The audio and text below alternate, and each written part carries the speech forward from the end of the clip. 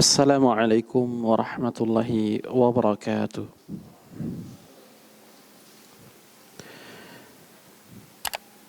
Innal hamdalillah nahmaduhu wa nasta'inuhu wa nastaghfiruh wa na'udzu billahi min shururi anfusina wa min sayyiati a'malina. Man yahdihillahu fala mudilla lahu wa man yudlil fala hadiya lahu. وأشهد أن لا إله إلا الله وحده لا شريك له وأشهد أن محمدا عبده ورسوله يا أيها الذين آمنوا اتقوا الله حق تقاته ولا تموتن إلا وأنتم مسلمون يا أيها الناس اتقوا ربكم الذي خلقكم من نفس واحدة وخلق منها زوجها وبث منهما رجالا كثيرا ونساء واتقوا الله الذي تساءلون به والأرحام إن الله كان عليكم رقيبا يا أيها الذين آمنوا اتقوا الله وقولوا قولا سديدا يصلح لكم أعمالكم ويغفر لكم ذنوبكم ومن يطع الله ورسوله فقد فاز فوزا عظيما أما بعد فإن أصدق الحديث كتاب الله وخير الهدى هدى نبينا محمد صلى الله عليه وسلم وشر الأمور محدثاتها وكل محدثة بدعة وكل بدعة ضلالة وكل ضلالة في النار وبعد. Puji syukur alhamdulillah senantiasa kita panjatkan kehadirat Allah Subhanahu wa taala yang memudahkan kita untuk bisa kembali hadir di majelis ilmu yang mulia ini, yang memberikan kepada kita kemudahan, pertolongan, dan taufiknya. Yang kita berharap kepada Allah Azza wa Jal dengan hadirnya kita di rumah Allah, di tempat yang mulia ini, di majlis ilmu yang penuh dengan keberkahan ini, dicatat dan dijadikan sebagai amal saleh yang memperberat amal kebaikan kita kelak di akhirat. Ditambahkan kepada kita ilmu nafi' yang bisa memperbaiki diri kita, membersihkan hati kita, dan mentazkiyah jiwa kita. Dan semoga Allah Subhanahu wa taala mengangkat derajat kita, menghapuskan dosa dan kesalahan kita, serta semoga kita digolongkan ke dalam golongan mereka yang bersyukur atas nikmat-nikmat dengan menggunakan nikmat tersebut di atas keridhaan dan kecintaannya. Kedua kalinya salat beriring salam semoga senantiasa tercurahkan kepada junjungan kita, panutan kita, baginda Nabi yang mulia Muhammad sallallahu alaihi wa alihi wasallam, kepada keluarga beliau, para sahabatnya, dan juga orang-orang yang senantiasa mengikuti sunnah Rasulullah sallallahu alaihi wa alihi wasallam sampai akhir zaman. Ma'asyiral muslimin wal muslimat rahimani wa rahimakumullah. Bahasan kita dari kitab Khudh Aqidatak minal Kitabi wa Sunnatis Sahihah masih berbicara tentang satu bahasan pada bab at-tawassul wa talabus syafa'ah, bertawassul dan meminta syafaat. Dan di sini kita akan melanjutkan pada pertanyaan yang kedua yang disampaikan oleh al-muallif Fadilatul Syekh Al-Allama Muhammad Jamil Zainu rahimahullahu taala rahmatan wasi'ah, yang mana pada pertanyaan yang kedua setelah beliau menjelaskan kepada kita Bimadza natawassal ila Allah, dengan cara apa seorang muslim itu bertawassul kepada Allah? Disampaikan kepada kita dalil dari Al-Quran, dari sunnah Nabi yang mulia sallallahu alaihi wa alihi wasallam yang menjelaskan hal-hal yang dibolehkan bagi kita untuk bertawassul kepada Allah Azza wa Jalla. Dan kita sampaikan di pertemuan sebelumnya ada 6 bentuk tawassul yang disyariatkan dalam agama kita ketika kita hendak bertawassul kepada Allah Azza wa Jalla. Sebagaimana pula dijelaskan kepada kita oleh beliau pada poin yang pertama, soal yang pertama tentang tawassul yang diharamkan dalam agama.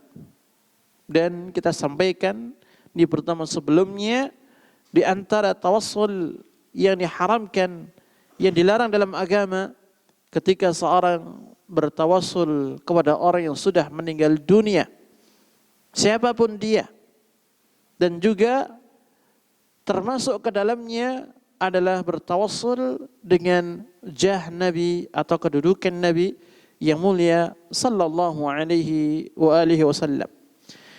Kemudian pada soal yang kedua yang hendak disampaikan oleh beliau rahimahullahu taala terkait dengan sebuah doa.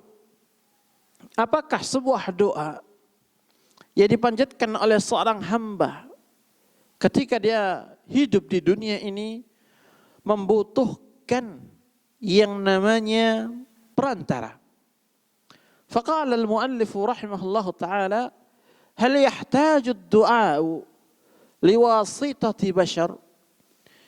Apakah sebuah doa itu secara asal membutuhkan yang namanya perantara dari seorang manusia?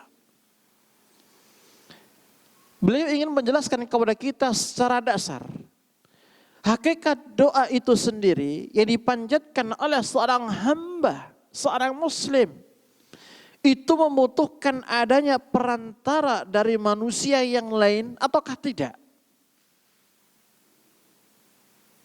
Walaupun nanti ada bahasan tersendiri yang akan beliau sampaikan, dan itu juga disinggung pada poin sebelumnya, bahwa dibolehkan dalam berdoa seorang itu untuk mencari wasilah sebagaimana dijelaskan di pertemuan sebelumnya, dan itu merupakan perintah Allah Azza wa Jalla, ya ayyuhalladzina amanu ittaqullaha wabtaghu ilaihil wasilah. Wahai orang-orang yang beriman, bertakwalah kepada Allah dan carilah kepadanya satu perantara, satu wasilah. Walaupun dalam banyak kejadian, dan itu menjadi salah satu dalil seperti apa yang pernah dilakukan oleh Umar ibn al-Khattab radhiyallahu ta'ala anhu wa ardhahu ketika meminta paman Nabi yang mulia sallallahu alaihi wa alihi wasallam, Abbas ibn Abdul Muttalib, untuk memintakan kepada Allah, berdoa kepada Allah supaya diturunkan hujan. Walaupun ada seorang di zaman Nabi yang mulia sallallahu alaihi wa alihi wasallam yang dia itu tidak bisa melihat, ya, dia itu buta, meminta kepada Nabi agar didoakan supaya Allah menyembuhkan penglihatannya. Maka ini poin yang berbeda. Namun secara asal sebuah doa yang dipanjatkan oleh seorang hamba, apakah itu memang membutuhkan yang namanya perantara seorang yang masih hidup agar bisa sampai kepada Allah Azza wa Jalla? Ini yang hendak dijelaskan oleh beliau rahimahullahu ta'ala. Faqala mujiban, maka beliau mengatakan sebagai jawaban dari pertanyaan di atas, la yahtaju ad-du'a'u liwasitati bashar. Sebuah doa yang dipanjatkan oleh seorang hamba itu tidak membutuhkan, tidak memerlukan yang namanya perantara seorang manusia. Artinya, ketika seorang hamba itu dia menginginkan untuk berdoa kepada Allah, maka hendaknya dia berdoa langsung kepada Allah Azza wa Jalla. Karena setiap doa yang dipanjatkan kepada Allah tidak mengharuskan ada satu perantara, ada satu tawassul atau wasilah. Apa dalilnya yang menunjukkan hukum ini? Faqala al-muallif rahimahullahu ta'ala liqaulihi ta'ala, ini berdasarkan firman Allah Azza wa Jalla, wa idza sa'alaka ibadi anni fa inni qarib ujibu da'wata da'i idza da'ani ila akhir al-ayah. Kata Allah Subhanahu wa ta'ala, wa idza sa'alaka ibadi, apabila ada hambaku bertanya kepadamu, anni, tentang aku, tentang diriku, fa inni qarib, Allah katakan, maka sesungguhnya aku ini dekat. Jika ada hamba-hambaku ini bertanya kepada kamu, wahai Muhammad, yang mana pertanyaan itu terkait dengan apakah doa yang hendak disampaikan oleh seorang hamba, yang hendak dipanjatkan, itu sampai kepada Allah, yang mana Allah bertempat di atas langit, maka Nabi disuruh oleh Allah untuk mengatakan fa inni qarib, maka sesungguhnya aku ini dekat. Kata para ulama, ilmunya Allah Subhanahu wa ta'ala meliputi semuanya. Bahkan Allah mendengar Subhanahu wa ta'ala sebuah bisikan yang tidak didengar oleh manusia yang ada di sampingnya. Kita melihat bagaimana sebab turunnya surat Al-Mujadilah. Bagaimana Allah Subhanahu wa ta'ala menurunkan surat Al-Mujadilah atau Al-Mujadalah. Karena sebab seorang sahabiyah, seorang perempuan, dia curhat kepada Rasulullah sallallahu alaihi wasallam dengan suara yang tidak didengar sama sekali oleh Ummul Mukminin Aisyah radhiyallahu taala anha wa ardhaha, yang ketika itu berada di rumahnya yang jaraknya begitu dekat. Namun dia tidak mendengarnya. Akan tapi Allah Subhanahu wa taala mendengar. Qad sami'a Allahu qawla allati tujadiluka fi zawjiha wa tashtaki ilaih. Sungguh Allah telah mendengar ucapan seorang wanita sahabiyah yang sedang mengeluh kesahkan tentang suaminya. Fa inni qarib, maka sesungguhnya aku ini dekat. Kemudian Allah katakan, ujibu da'watad da'i idza da'ani. Aku pasti kabulkan permintaan, permohonan, panjatan doa hambaku. Kata Allah, aku pasti kabulkan. Idza da'ani, apabila hamba itu berdoa kepadaku. Para ulama kita mengatakan, ketika Allah sebutkan dengan lafaz idza da'ani, apabila hamba itu berdoa kepadaku, maka ini tidak membutuhkan secara asal yang namanya doa sebuah perantara.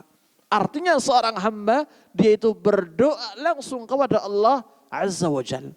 Maka inilah yang dijadikan sebagai dalil oleh beliau rahimahullahu ta'ala, yang mendasari bahwasannya sebuah doa dari seorang hamba ketika dipanjatkan, hukum asalnya tidak membutuhkan yang namanya perantara manusia. Seorang hamba, masing-masing hamba bisa langsung berdoa kepada Allah Azza wa Jalla.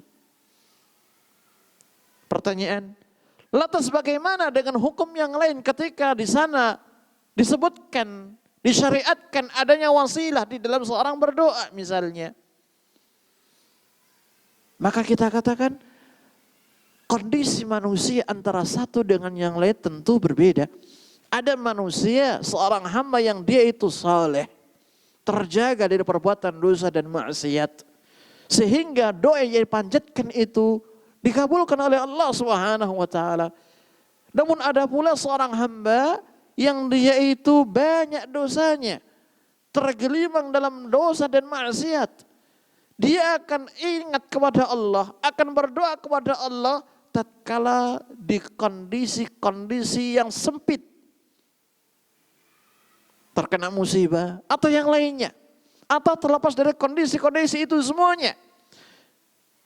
Maka pada kondisi orang tadi yang bergelimang di atas dosa dan maksiat, tatkala dia berdoa kepada Allah Subhanahu wa taala, maka ini sulit untuk mendapat pengkabulan doa. Sebagaimana sebuah hadis yang sahih yang itu disampaikan oleh Al-Imam An-Nawawi rahimahullahu taala dalam kitab Al-Arba'in An-Nawawiyah. Wa mat'amuhu haram. Makanannya haram. Ya.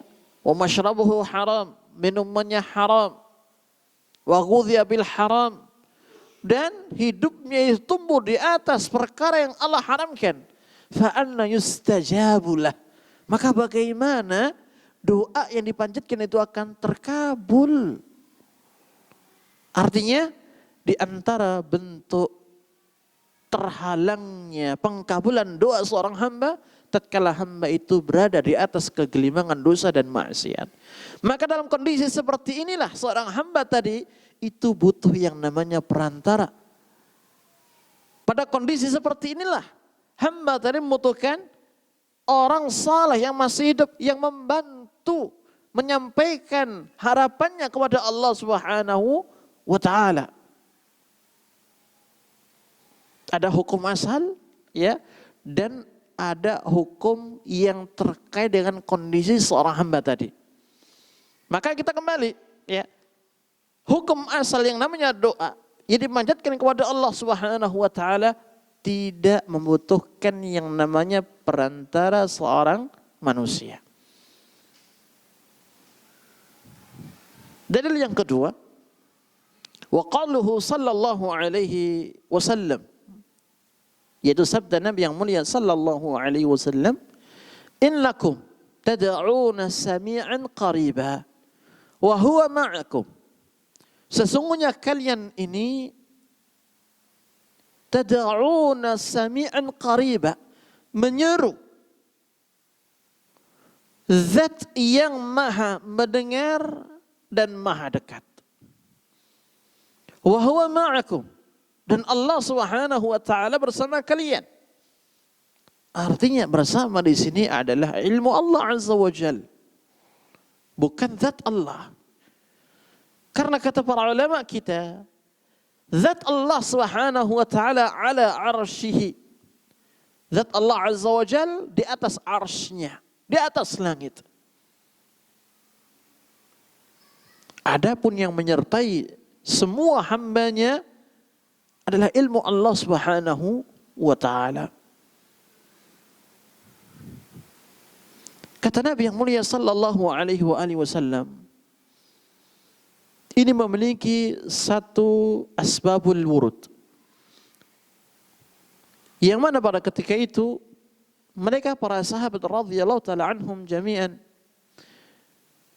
di dalam memanjatkan doa mereka kepada Allah Subhanahu wa taala dengan mengeraskan suara mereka sampai memberikan satu kebisingan antara satu sahabat dengan sahabat yang lainnya. Sehingga hal ini diketahui oleh Rasulullah sallallahu alaihi wasallam. Kemudian disampaikan oleh beliau, innakum tad'una sami'an qariba wa huwa ma'akum. Sesungguhnya kalian itu menyeru zat yang maha mendengar, yang maha dekat, dan dia bersama kalian.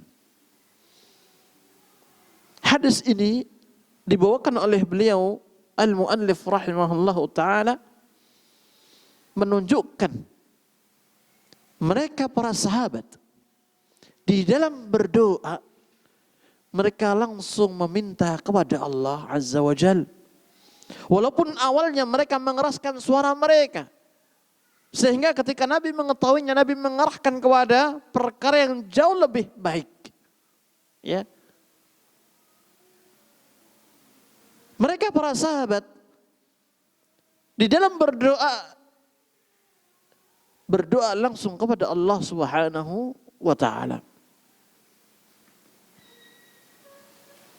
Dari mana mereka para sahabat mengetahui hal ini? Dari mana mereka para sahabat belajar akan hal ini kalau bukan dari Rasulullah sallallahu alaihi wa alihi wasallam.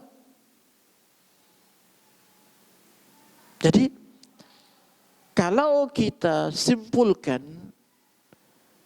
pertama, mereka para sahabat radhiyallahu taala anhum jami'an secara umum di dalam mereka berdoa langsung kepada Allah Subhanahu wa taala. Yang kedua, sebagian mereka para sahabat sebagai bentuk pengamalan dari perintah Allah untuk mencari wasilah dan sebagai bentuk ittiba'u sunnah, mengikuti sunnah Rasulullah sallallahu alaihi wasallam, mereka pun juga pernah menjadikan Rasulullah sallallahu alaihi wasallam sebagai wasilah agar dikabulkan keinginan dan doa yang dipanjatkan oleh Rasulullah sallallahu alaihi wasallam. Karena para sahabat meyakini bahwasanya doa Rasulullah semuanya diijabai oleh Allah, semuanya terkabul oleh Allah Subhanahu wa taala. Dan inilah yang menjadi potret bagaimana mereka para sahabat di dalam memanjatkan doa-doa mereka kepada Allah Subhanahu wa taala. Secara asal mereka memanjatkan langsung kepada Allah. Kemudian yang kedua, ada beberapa momen yang mereka menjadikan Rasulullah sallallahu alaihi wasallam sebagai perantara, sebagai wasilah agar didoakan oleh beliau, dipanjatkan doa itu supaya dikabulkan oleh Allah Azza wa Jalla. Kemudian pertanyaan yang ketiga. Beliau mengatakan, hal yajuzu talabud du'ai minal ahya? Apakah boleh hukumnya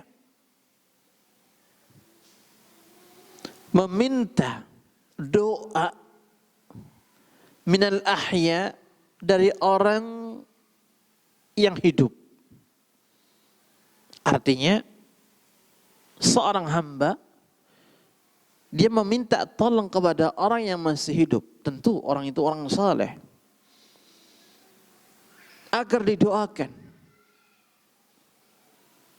agar disampaikan doanya kepada Allah Subhanahu wa taala. Maka apa hukumnya di sini? Beliau mengatakan, yajuzu talabud du'ai minal ahya'i lal amwat. Boleh hukumnya meminta doa dari orang yang masih hidup. Artinya seorang hamba dia mencari wasilah melalui orang saleh yang masih hidup agar didoakan untuknya. Jika orang itu masih hidup, ya, kata beliau minal ahya lal amwat, bukan dari orang yang sudah tiada, bukan dari orang yang sudah meninggal dunia. Kehidupan kita tentu berputar. Terkadang iman itu naik, terkadang iman itu turun. Terkadang kita istiqamah dan terkadang pula kita terjatuh ke dalam kesalahan, kejelekan, keburukan. Ketika kondisi-kondisi iman kita lemah, atau bahkan kita pernah terjatuh dalam kemaksiatan, dosa dan keburukan misalnya, dan di saat itu pula kita membutuhkan pertolongan Allah Subhanahu wa taala, membutuhkan diijabahkan doa dan permintaan kita oleh Allah Subhanahu wa taala, maka disinilah letaknya seorang hamba dibolehkan, disyariatkan ketika dia mencari wasilah melalui orang saleh untuk mendoakan baginya. Tidak sedikit Bapak Ibu sekalian, orang yang hidup dalam glamornya dunia kegelapan, dunia maksiat. Namun ketika dikaruniai anak, nama seorang bapak, dia membawa anaknya kepada orang saleh. Pak Ustadz, walaupun saya ini sudah kelam kehidupan saya, tapi saya berharap supaya anak ini jadi anak yang soleh. Mohon didoakan. Dan ini banyak Bapak Ibu sekalian. Ya. Kenapa dia melakukannya? Karena dia memahami bahwasannya dengan dosa dan maksiat yang dia lakukan selama ini, itu justru akan menjadi penghalang doa dia ketika dia memanjatkan doanya kepada Allah. Makanya dia meminta orang saleh ya untuk mendoakan kebaikan bagi anaknya. Selama itu orang saleh yang masih hidup tidak mengapa. Dan itu salah satu bentuk tawassul yang dibolehkan. Adapun terhadap orang yang sudah meninggal dunia, maka ini tidak dibenarkan. Maka ini termasuk dalam at-tawassulul mamnu', tawassul yang dilarang, at-tawassulul muharram, tawassul yang diharamkan oleh agama kita. Apa dalilnya yang menunjukkan bahwasanya dibolehkannya seorang hamba itu meminta doa kepada orang yang masih hidup? Qala ta'ala yukhatibur rasula hayyan, yaitu firman Allah Subhanahu wa taala ketika Allah Subhanahu wa taala berbicara kepada rasulnya yang masih hidup. Apa kata Allah? Allah mengatakan wastaghfir li dzambik walil mu'minin wal mu'minat. Wastaghfir li dzambik, mohonlah ampun. Istaghfir anta ya Muhammad li dzambik, beristighfarlah kamu, mintalah ampun li dzambik, karena kesalahanmu. Rasulullah sallallahu alaihi wasallam adalah orang yang maksum, orang yang Allah jaga, orang yang Allah ampuni dosanya, baik yang telah lewat, yang sedang berjalan maupun yang akan datang. Allah ampuni dosa-dosanya dan Allah jaga dari terjatuhnya pada kesalahan. Namun Rasulullah sallallahu alaihi wasallam juga tidak terlepas dari yang namanya manusia yang secara fitrah sedikit banyak pun terjatuh pada hal-hal yang tidak baik. Sebagaimana di awal-awal dakwah Rasulullah sallallahu alaihi wasallam yang berbuka masam ya terhadap Ibnu Ummi Maktum, yang mana ketika itu Rasulullah hendak menjamu pembesar Quraisy untuk disampaikan dakwah Islam kepada mereka yang harapannya mereka bisa menerima dan mereka menjadi seorang muslim yang menguatkan dakwah Nabi. Namun tidak disangka datanglah orang buta Ibnu Ummi Maktum, sebagaimana kata para ulama ahli tafsir, yang datang kepada Rasulullah sallallahu alaihi wasallam ya, meminta penjelasan tentang Islam. Apa yang terjadi? Rasulullah berpaling. Rasulullah bermuka masam ya, tidak menggapainya, tidak memperhatikannya. Abasa wa tawalla an ja'ahul a'ma. Bermuka masam dan berpaling. Kenapa? Karena telah datang kepadanya orang yang buta. Tentu secara logika namanya manusia, dia akan mengutamakan sosok tamu yang istimewa, tokoh besar, ya senior di kaumnya, untuk bisa mendapatkan penjelasan tentang Islam yang harapannya ketika mereka masuk Islam, agama ini tersebar di tengah-tengah kaumnya. Namun dalam masalah dakwah tidak demikian. Ya, siapapun yang datang untuk belajar Islam, mengenal Islam, maka hendaknya itu diperhatikan, itu dijamu, tidak diacuhkan. Nah, ini merupakan salah satu bentuk teguran Allah Subhanahu wa taala kepada Rasulullah sallallahu alaihi wasallam yang menunjukkan bahwasannya Rasulullah sallallahu alaihi wasallam sekelas nabi dan rasul yang sudah Allah ampuni dosanya, yang Allah jaga, itu pun masih pernah terjatuh dalam keluputan. Makanya Allah Subhanahu wa taala memerintahkan kepada nabinya, wastaghfir li dzambik. Beristighfarlah kamu karena kesalahanmu. Rasulullah yang notabene demikian saja disuruh oleh Allah Subhanahu wa taala untuk selalu memohon ampun kepada Allah. Bagaimana dengan umatnya yang tidak maksum dan tidak dijaga oleh Allah Subhanahu wa taala sebagaimana penjagaan kepada Rasulullah. Umat yang notabene sering terjatuh dalam kesalahan, dalam keburukan, dalam kemaksiatan. Maka dalam hal ini lebih utama bagi umat Rasulullah, kita semuanya, untuk memperbanyak istighfar kepada Allah Azza wa Jalla. Makanya ya, ketika kita melihat di setiap sholat 5 waktu yang kita lakukan, selesai dari sholat itu kita disunahkan untuk beristighfar. Beristighfar kepada Allah Subhanahu wa taala, ya, minta ampun. Karena hikmah yang ada padanya di antaranya adalah yang namanya manusia ketika sholat terkadang terlintas pikiran di luar sholat. Terkadang yang namanya sholat, seorang kurang khusyuk dalam sholatnya, maka diperintahkan oleh Nabi untuk beristighfar agar diampuni kesalahan yang ia lakukan ketika sholat tadi.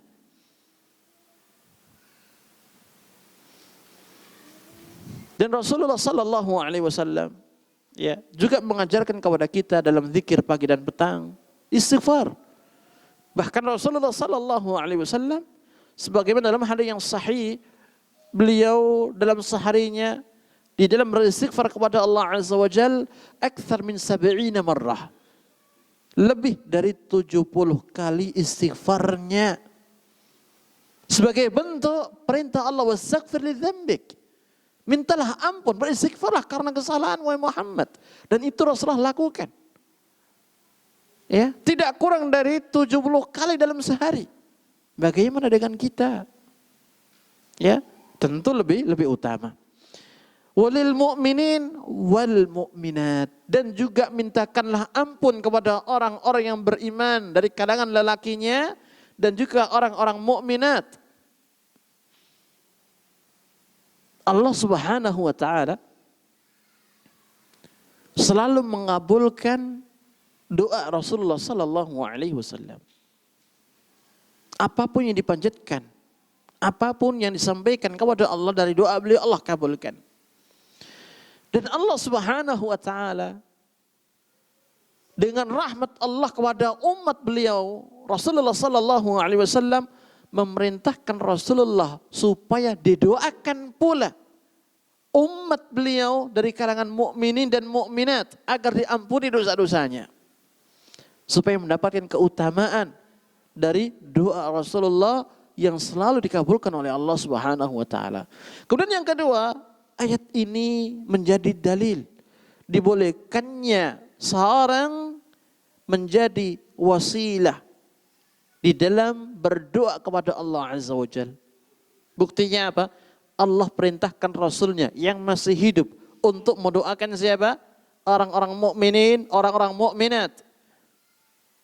Artinya Allah menjadikan Rasulullah sebagai wasilah, perantara untuk kebaikan umatnya, al-mu'minin wal mu'minat. Makanya inilah yang dijadikan oleh para ulama salah satu dalil dari Al-Quran Al-Karim yang menunjukkan bahwasannya wasilah at-tawassul, meminta doa ya kepada orang itu yang masih hidup, itu dibolehkan. Yang masih hidup, bukan yang sudah yang tiada. Wa fil hadits sahih, dan dalam hal yang sahih yang dikeluarkan oleh Al-Imam At-Tirmidzi dikatakan anna rajulan dharir al-basar ata an-nabiyya sallallahu alaihi wasallam. Ada seorang laki-laki dari kalangan para sahabat yang dia itu merupakan orang yang buta, ya, tidak bisa melihat. Maka datanglah dia kepada Nabi yang mulia sallallahu alaihi wasallam. Faqal, dan dia meminta berkata kepada Rasulullah sallallahu alaihi wasallam, "Ud'ullaha an yu'afiyani." menyembuhkan saya kepada Allah. An yu'afiyani, agar Allah menyembuhkan diriku. Orang buta tadi datang kepada Rasulullah yang masih hidup. Ya, meminta agar didoakan kepada Allah Subhanahu wa taala supaya diberikan kesembuhan dari apa yang ia derita itu tadi, dari kebutaan yang dia alami. Dan ini dilakukan oleh Rasulullah sallallahu alaihi wasallam. Dan inilah yang diamalkan oleh para sahabat ketika mereka meminta wasilah kepada Rasulullah sallallahu alaihi wasallam yang ketika itu beliau masih hidup. Makanya tidak sedikit di kalangan mereka para sahabat yang datang kepada Nabi yang mulia sallallahu alaihi wasallam meminta agar didoakan kebaikan oleh beliau sallallahu alaihi wasallam. Namun ketika Rasulullah sudah tiada, tidak ada satupun hadis yang sahih, yang sharih, yang menjelaskan kalau mereka para sahabat pernah meminta kepada Rasulullah sudah tiada. Tidak ada. Kisahnya Umar ibn al-Khattab. Dan ini yang sering disampaikan oleh para ulama kita. Ketika musim paceklik, ketika berada di kota Madinah, dan ketika itu dia sebagai Khalifatul Rasyid, pemimpin kaum muslimin, dia menginginkan agar Allah menurunkan hujan untuk kebaikan penduduk kota Madinah. Maka yang dilakukan Umar ibn al-Khattab radhiyallahu ta'ala anhu, bukanlah dia datang kepada kuburan Rasulullah sallallahu alaihi wasallam berdoa kepada Rasulullah sudah tiada, tidak. Akan tapi dalam dia bertawassul mendatangi pamannya Abbas ibn Abdul Muttalib agar berdoa kepada Allah untuk kebaikan kaum muslimin, meminta kepada Allah diturunkan hujan. Dan ternyata Allah kabulkan permintaan Abbas bin Abdul Muttalib. Dan kita tahu bahwasanya Abbas, paman Nabi yang mulia sallallahu alaihi wasallam, termasuk dari alu baitin Nabi sallallahu alaihi wasallam. Orang dari keluarga Nabi Ahlul Bait Rasulullah sallallahu alaihi wasallam yang tentu memiliki keutamaan di sisi Allah Azza wa Jalla. Kemudian pertanyaan yang keempat. Ma hiya wasitatur Rasuli sallallahu alaihi wa alihi wasallam?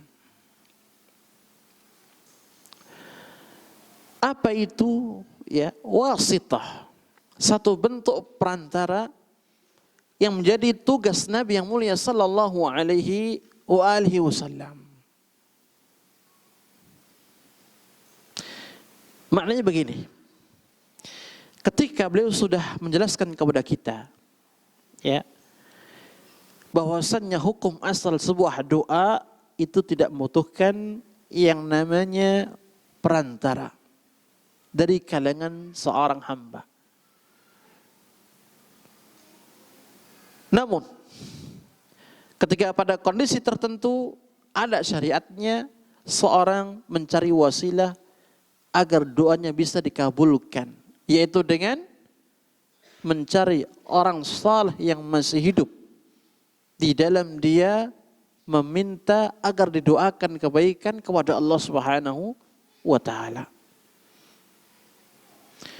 Kemudian beliau ingin menjelaskan kepada kita ya, ketika Rasulullah sallallahu alaihi wasallam yang dulu ketika beliau itu masih hidup, maka dijadikan sebagai wasilah oleh mereka para sahabat di dalam memanjatkan doa untuk mendapatkan kebaikan. Maka ketika sudah tiada,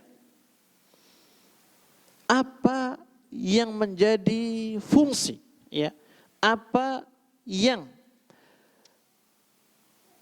menjadi wasitah perantara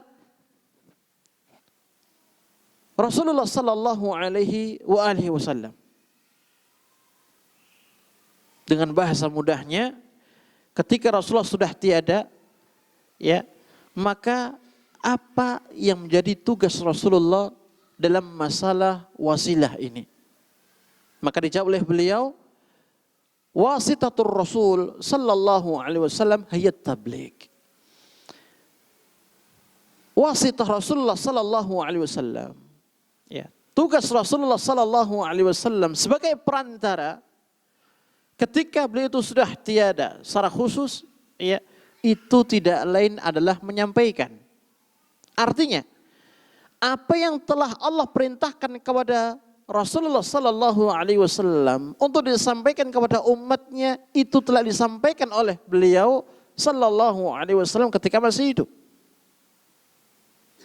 Dan ketika beliau itu sudah tiada, maka semua wahyu yang Allah perintahkan untuk disampaikan itu sudah sempurna. Dengan dalil firman Allah Azza wa Jalla, "Al-yawma akmaltu lakum dinakum wa atmamtu 'alaikum ni'mati wa raditu lakum al-Islam madina." Pada hari ini telah aku sempurnakan bagi kalian agama kalian. Aku ridha Islam menjadi agama bagi kalian. Ila akhiril ayah. Maka wasitar Rasul, perantara Rasulullah sallallahu alaihi wasallam antara Allah dan umat ini, yaitu hamba-hamba Allah Azza wa Jalla, adalah tabligh, menyampaikan. Sebagaimana Allah katakan, "Ya ayyuhar rasul balligh ma unzila ilaika min rabbik." Wahai Rasulullah, wahai Muhammad, balligh ma unzila ilaika min rabbik. Ya. Sampaikan apa yang telah diturunkan kepadamu dari Rabbmu. Dan inilah tugas Rasulullah sallallahu alaihi wa alihi wasallam, menyampaikan semua yang datang dari Allah Azza wa Jalla, semua wahyu dari Allah Subhanahu wa taala. Ya. Jadi ketika Rasulullah sallallahu alaihi wa alihi wasallam ketika sudah tiada, maka terputuslah yang namanya wahyu. Maka terputuslah yang namanya at-tawassul dengan Rasulullah sallallahu alaihi wa alihi wasallam. Makanya para ulama Ahlussunnah wal Jamaah mengatakan tidak dibenarkan bagi seorang muslim untuk bertawassul kepada Rasulullah sallallahu alaihi wasallam yang sudah tiada. Apakah itu terkait dengan kedudukan Nabi Nabi yang mulia sallallahu alaihi wasallam atau yang lainnya? Karena hakikat Rasulullah sallallahu alaihi wasallam ketika beliau itu ada di tengah-tengah umat ini, tidak lain tidak bukan adalah perantara dari Allah yang menyampaikan wahyunya kepada umat beliau sallallahu alaihi wasallam. Makanya ketika Hajjatul Wada, Nabi yang mulia sallallahu alaihi wasallam berkhutbah di padang Arafah.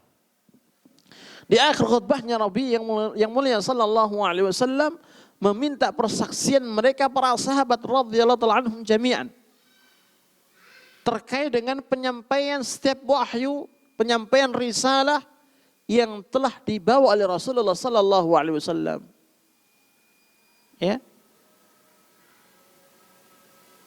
Kemudian ketika Rasulullah bertanya kepada mereka, "Hal ballagt?" Bukankah aku telah menyampaikan dari Allah semua yang Allah wahyukan, semua yang Allah perintahkan? Maka para sahabat mengatakan, "Nasyhadu annaka qad ballagt." Kami bersaksi bahwasanya engkau ya Rasulullah telah menyampaikan risalah Allah. Maka kata Nabi, "Allahumma syhad, Allahumma syhad, Allahumma syhad." Ya Allah, saksikanlah ini 3 kali. Dan inilah yang menjadi landasan utama yang menunjukkan bahwasanya Islam itu telah sempurna dan tidak ada yang tersisa sama sekali dari kebaikan-kebaikan, melainkan telah ditunjukkan oleh Rasulullah sallallahu alaihi wasallam. Dan tidak ada satupun keburukan kecuali telah diingatkan oleh beliau sallallahu alaihi wasallam terhadap umatnya. Kemudian pada pertanyaan yang kelima yang dibawakan oleh al-muallif rahimahullahu taala, demikian pula pada pertanyaan yang keenam ini terkait dengan syafaat. Kalau 1 sampai 4 itu terkait dengan tawassul, ya, maka 5 dan 6 ini terkait dengan syafaat. Faqala al-muallif rahimahullahu taala, mimman natlubu syafa'at ar-rasuli sallallahu alaihi wasallam. Dari siapa kita meminta syafaat Rasulullah sallallahu alaihi wasallam? Dan hukum meminta syafaat sebagaimana hal ini pun juga disinggung oleh beliau rahimahullahu taala pada bahasan tawassul, yang mana di sana ada syafaat yang dibolehkan dan syafaat yang diharamkan. Ya. Syafaat yang dibolehkan adalah ketika seorang hamba meminta kepada Allah Azza wa Jalla dalam urusan akhirat, dalam urusan yang tidak berkuasa kecuali hanyalah Allah Azza wa Jalla, atau meminta syafaat kepada orang yang masih hidup dalam perkara dunia, itu boleh. Adapun selainnya, maka itu tidak dibenarkan dalam agama, terlarang dalam agama. Pada poin yang kelima ini, beliau ingin menjelaskan kepada kita, ketika seorang hamba, seorang muslim dari umat Rasulullah sallallahu alaihi wasallam itu membutuhkan syafaat Rasulullah sallallahu alaihi wasallam. Karena kita tahu Allah Subhanahu wa taala telah memberikan keutamaan yang luar biasa kepada Rasulullah sallallahu alaihi wasallam, yang di antaranya adalah syafaat beliau. Syafaat beliau ya ketika nanti di padang mahsyar yang terkenal dengan syafaatul uzma. Syafaat beliau kepada pamannya Abu Talib terkait dengan diringankannya azabnya di neraka. Dan syafaat Rasulullah yang lainnya. Maka beliau hendak menjelaskan kepada kita bagaimana caranya kita meminta syafaat kepada Rasulullah, ya, atau kepada siapa kita meminta syafaatnya, Rasulullah sallallahu alaihi wasallam. Maka beliau mengatakan, natlubu syafa'atar rasuli sallallahu alaihi wasallam min Allah. Kita meminta syafaatnya Rasulullah bukan langsung kepada Rasulullah yang sudah tiada. Kita meminta syafaatnya Rasulullah hanya kepada Allah Azza wa Jal. Kita meminta kepada Allah Subhanahu wa taala syafaatnya beliau sallallahu alaihi wasallam, bukan langsung meminta kepada Rasulullah yang sudah tiada. Allah katakan, qul lillahi syafa'atu jami'an. Katakan, kepunyaan Allah lah, milik Allah lah semua syafaat tanpa terkecuali. Kemudian di antara dalil yang menunjukkan bahwasannya seorang hamba ketika ingin mendapatkan syafaat Rasulullah sallallahu alaihi wasallam haruslah meminta kepada Allah, itu berdasarkan apa yang pernah disampaikan oleh Rasulullah sallallahu alaihi wasallam sebagai bentuk pengajaran kepada para sahabat. Dalam doanya, Allahumma syafi'ahu fiyya. Ya Allah, berikanlah syafaat kepadanya padaku. Artinya bahwasannya ketika seorang hamba hendak mendapatkan syafaat Rasulullah, hendaknya dia memohon dan meminta kepada Allah Azza wa Jalla. Karena dalam masalah syafaat itu kembali kepada Allah Subhanahu wa taala. Allah Subhanahu wa taala dialah zat yang memberikan syafaat. Al-Musyaffi'. Rasulullah sallallahu alaihi wasallam dia adalah syafi' yang memberikan syafaat kepada umatnya. Dan umatnya adalah al-masyfu'ulah yang diberikan apa? Syafaat.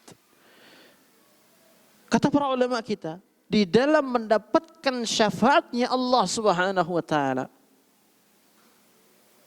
seorang hamba harus berdiri di atas tauhid, yaitu di atas penghambaan diri kepada Allah Subhanahu wa taala, dan yang kedua itu kembali kepada kehendak Allah. Siapa hamba yang Allah kehendaki untuk diberikan syafaat tersebut. Makanya para ulama kita mengatakan, ya, ada dua syarat.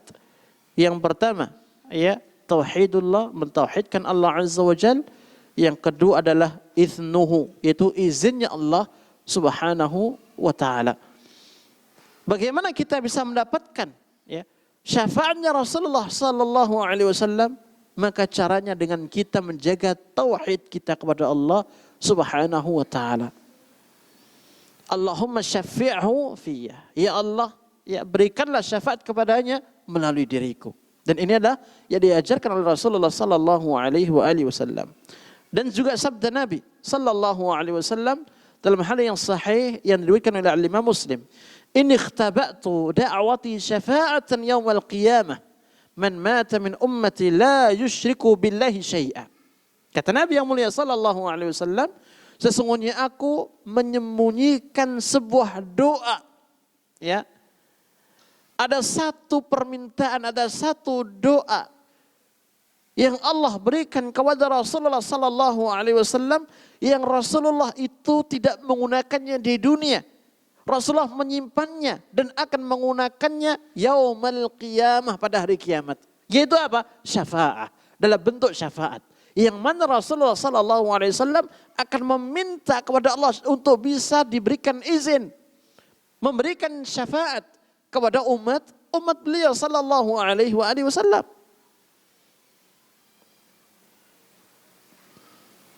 Man mata bin ummati la yusyriku billahi syai'a. Man mata min ummati, yaitu orang yang meninggal dari umatku ini, la yusyriku billahi syai'a, dalam kondisi tidak menyekutukan Allah dengan sesuatu apapun. Inilah orang yang nanti akan mendapatkan syafaat Rasulullah sallallahu alaihi wasallam di atas tauhid. Makanya kita harus selalu menjaga diri kita agar kita tetap berdiri di atas tauhid sampai akhir ajal kita. Ya, sampai akhir hayat kita. Karena ketika seorang hamba meninggal di atas tauhid, itu adalah bentuk meninggal yang terkategorikan husnul khatimah. Tidak ada sebaik-baik bentuk husnul khatimah dalam penutup akhir hayat seorang hamba kecuali dia meninggal di atas tauhid kepada Allah Subhanahu wa taala. Dan dengan tauhid ini maka dia akan mendapatkan banyak keutamaan. Diampuni dosanya oleh Allah Subhanahu wa taala, diberikan syafaat ya melalui Rasulullah sallallahu alaihi wasallam.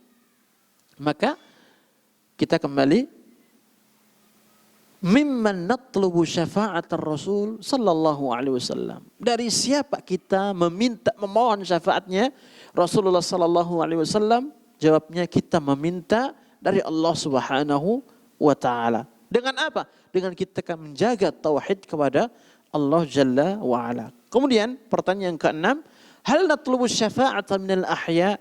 Apakah kita dibolehkan juga meminta syafaat dari orang yang masih hidup? Kalau orang sudah meninggal dunia, jelas tidak dibolehkan. Tapi kalau orang yang masih hidup, apakah boleh? Natlubu syafa'ata minal ahya fi umurid dunya. Boleh hukumnya kita meminta syafaat kepada orang yang masih hidup pada perkara-perkara dunia, bukan perkara akhirat. Karena perkara akhirat itu semuanya kembali kepada Allah Azza wa Jalla, Zat yang berkuasa, Malik Yaumiddin. Tidak pada perkara yang di luar kemampuan manusia, yang tidak bisa melakukannya kecuali Allah Azza wa Jalla, tidak. Tapi pada perkara-perkara dunia yang manusia mampu untuk memberikan bantuan maupun pertolongan. Berdasarkan firman Allah Azza wa Jalla, man yashfa' syafa'atan hasanah yakul lahu nasibu minha. Barang siapa yang memberikan satu bentuk syafaat yang baik, maka niscaya dia mendapatkan pahala dari syafaat, dari bantuan yang ia berikan kepada saudaranya. Wa man yashfa' syafa'atan sayyi'ah yakul lahu kiflu minha. Dan barang siapa yang memberikan syafaat, satu bantuan, satu pertolongan kepada saudaranya pada perkara yang buruk, maka dia akan mendapatkan dosa dari apa yang ia lakukan. Bahkan Nabi yang mulia sallallahu alaihi wasallam mengatakan, isfa'u tu'jaru. Berikan syafaat, berikan bantuan, berikan pertolongan kepada saudaramu, niscaya kamu mendapatkan pahala. Jadi boleh hukumnya ketika kita minta bantuan, pertolongan, minta syafaat kepada orang yang masih hidup hanya pada perkara-perkara dunia. Kemudian yang terakhir, beliau menyampaikan pada pertanyaan yang ketujuh, hal nazidu fi madhir Rasuli sallallahu alaihi wasallam? Apakah boleh hukumnya bagi kita untuk bermubalaghah, ya, bersikap ghulu di dalam memuji-muji Rasulullah sallallahu alaihi wasallam? Mengingat beliau memiliki keutamaan yang sangat banyak di sisi Allah Azza wa Jalla.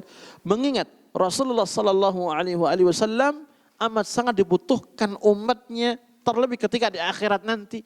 Ya, dari mulai syafaat beliau sallallahu alaihi wasallam, kemudian juga telaga beliau sallallahu alaihi wasallam sampai pada surganya Allah Azza wa Jalla.